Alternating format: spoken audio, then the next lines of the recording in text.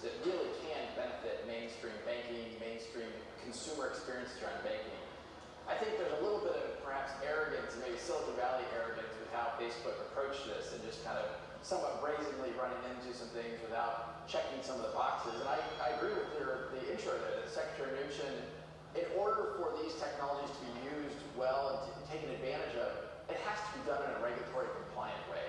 We can't expose more risk, and whether it's terrorism financing, whether it's money laundering, these are things that from its core, Ripple really has been focused on making sure we're partnering with the existing system. Brad, what do you mean by arrogance? I mean, I know Facebook and Libra, they published this white paper, but they haven't actually rolled out any kind of service or any kind of product yet. And they said they did this so they could begin a conversation with regulators. What would have been a better way to go about it? Well, I think, Morgan, it's a good question. I think the conversation with regulators for Facebook started some time ago, and I think they had heard loud and clear some of these reservations. And I don't think really they took the time to address some of them. A surprise to me, for example, in the 28 groups that are signed on to the Libra white paper, you have 0 banks. I think that's just a stark contrast to where we think this world should come from. There is a huge opportunity to change the way financial systems work that is very beneficial to consumers, businesses, etc. But again, it's not competing with the banks. David Marcus came out when he announced Libra and said this spells the end of Western Union. That was a huge call to action to banks around the world that have been watching big tech players that they're fearful are going to come into this space. So is this an us or China type situation? Because markets also seem to sort of wave that familiar flag that we've seen from Facebook and maybe some others in Silicon Valley recently. Somebody's going to do this, so might as well be one of our own.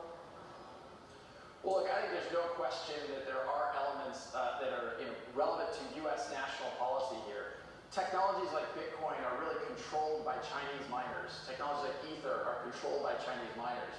For Ripple, we develop on top of an ecosystem called the XRP ledger, which is decentralized and open and really much more of a democracy in terms of how it works as compared with those technologies. I do think that there's a lot of strategic foresight coming from China, and that they are aware that these are new technologies upon which a lot of transactions will be enabled, and so they're investing in that. They're enabling it to thrive. I think the U.S. needs to stay ahead of that, much the way we did the internet in the earliest days of the internet back in the mid-90s. So how do we stay ahead of that? What does smart regulation look like to continue to spur innovation, but also protect what I would imagine are going to be increasing numbers of people and institutions that use these technologies? Well, I think that's where Secretary Mnuchin is coming from, and that we need regulatory clarity. I mean, even what you saw from Facebook with Libra, the white paper articulates a plan of going to Switzerland to have it regulated out of Switzerland.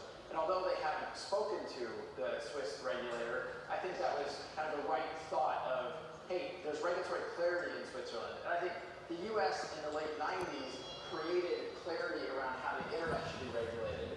And so I think the same thing can happen around blockchain. There are some areas where there's not certainty, but the Secretary is right that at the core, the fundamental financial regulations around KYC or Know Your Customer or AML, anti-money laundering, there has to be a level playing field both for new entrants as well as legacy entrants. And I think that's really, that I think is a fair playing field for everyone to play within. So you're in a position to tell us, so give us a peek at what you consider to be a worst case scenario. What potentially happens if you move too fast and break too many things with money versus just with data? Well, I think you see that, and the reason why it's called terrorism financing and money laundering is, when we lower restrictions, we lower regulatory dynamics around financial transactions, you find that money flows to illicit activities. Frankly, even the earliest days of crypto were born of things like Silk Road. The good news is we've come a long way from Silk Road and those illicit use cases, and we're talking about solving real problems for real customers. And there's still lots of speculation in the crypto market, that's clear. But I think as you and I, John, spoke about on CNBC a year ago, the long-term value of any cryptocurrency is going to be derived from the utility it delivers. And I think as time goes by, you're seeing more and more real-world use cases and real utility, and I think it's good to go beyond the hype. Even this Libra white paper, to some degree, as Morgan pointed out, we're a long way from actually knowing what that really looks like and what that really may be, because it's about a year away is their estimation of when it might launch. Yeah, and obviously it could be longer.